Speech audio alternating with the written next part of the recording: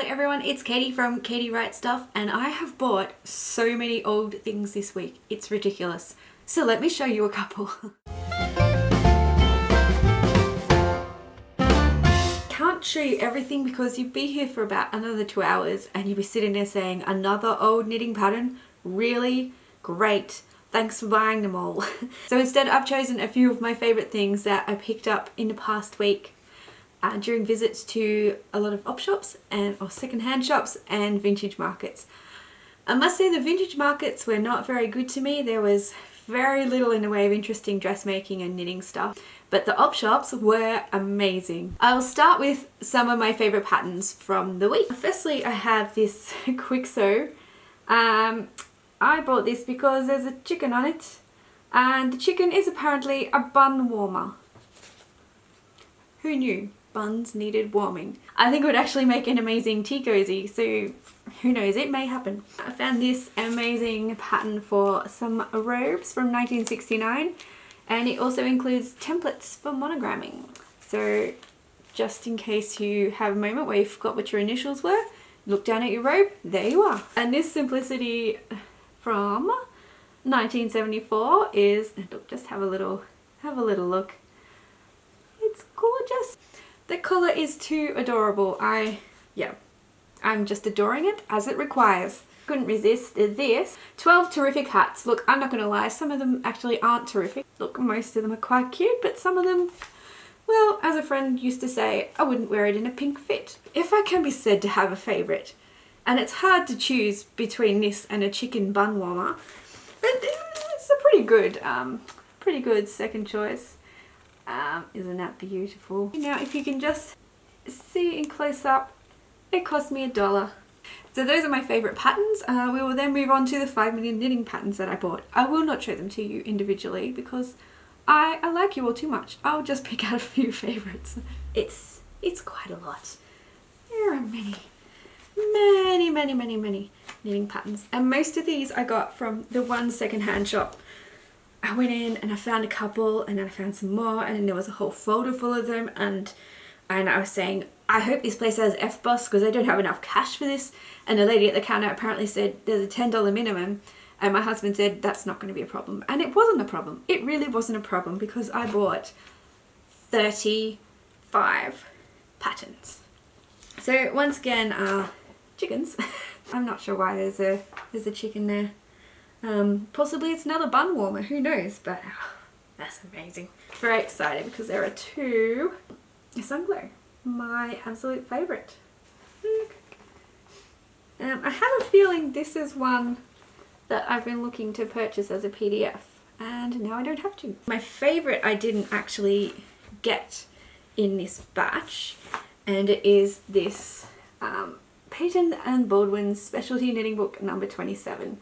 So by the number you can already tell it's quite an early one, but I mean, have a look at the photos. Have a look at them on the back.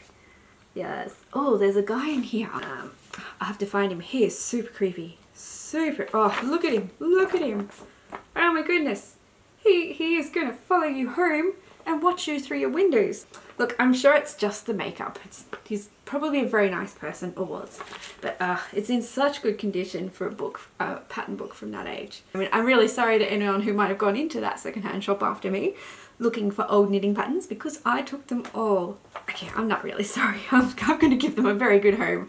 Okay, and that is the knitting section. We will now move on to the haberdashery section. One of the shops I visited was pretty much like walking into a haberdashery shop, except a lot cheaper. Got some zips. I got a whole bunch of overlocker thread for $1 a spool. Self-cover buttons in a larger size. This enormous purple rickrack.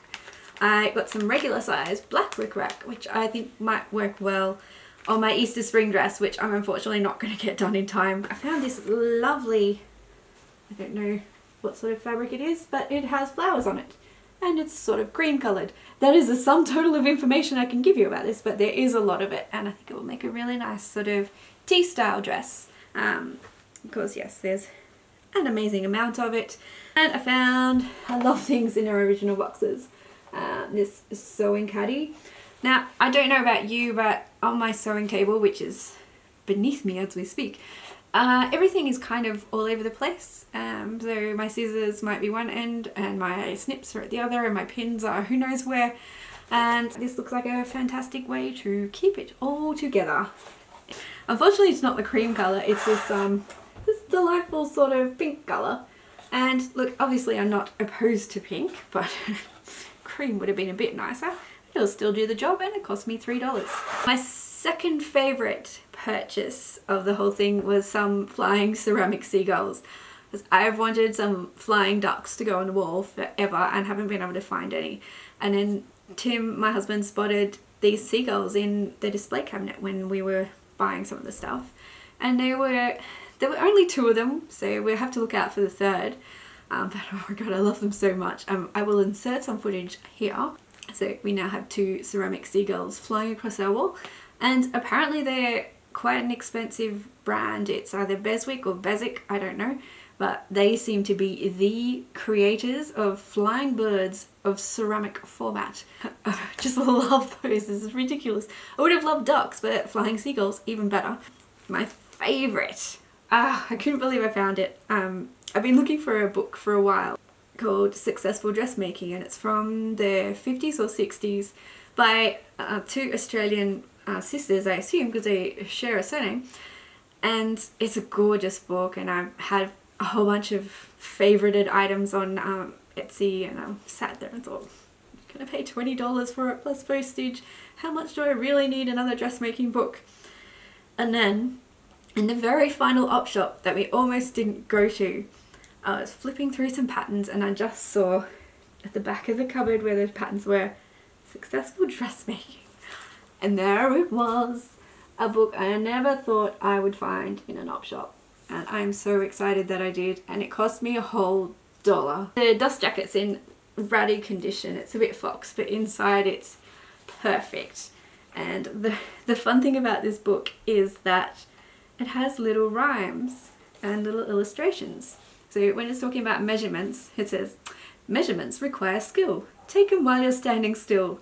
If the measurements are right, alterations will be slight. And it's so cute. But I do like this page because it tells you what measurements to take, and it also tells you where that measurement ends up on the pattern, as it were.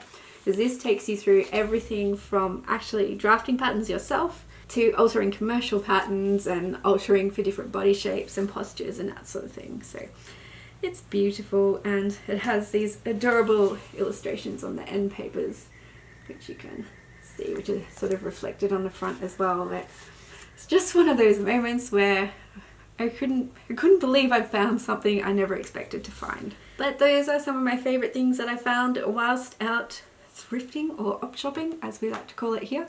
I had so much luck and I had so much fun, and I'm just sad the week is over and that my house only has so much room because kind of running out of room to store stuff now, but I regret nothing. Sorry if that was a bit loud. Anyway, it is the Easter weekend this weekend, you might have noticed, so I hope you're having a lovely Easter. I'm really looking forward to seeing everyone's Easter spring dresses, even though I didn't get around to finishing mine on time. I'm sure they will all be lovely, and in the meantime, keep on knitting, keep on sewing. Oh, on knitting, it looks like I will be doing the beanie along, so I've already planned out what I need to do. It will happen in August, so I may get people to sign up to a mailing list so I can just send you out some emails prior to the event so you don't forget it, and just so you know what to do to prepare for it. But yes, the beanie along will be happening in a few months and it will be very exciting. I'm looking forward to seeing everyone's beanies and hopefully helping some people sort of move their knitting skills up a little bit and realise that you can do anything with knitting, it's just a matter of giving it a go. But yeah, my voice is really running out now, so I clearly need to go and have a cup of tea, because a cup of tea solves almost anything. I hope you enjoyed looking at all the goodies that I found, and if you did enjoy the video, please give me a thumbs up, leave a comment so I can have a chat. I do love having a chat to everybody, and subscribe if you haven't already. We'll see you all then. Have a lovely week. Goodbye.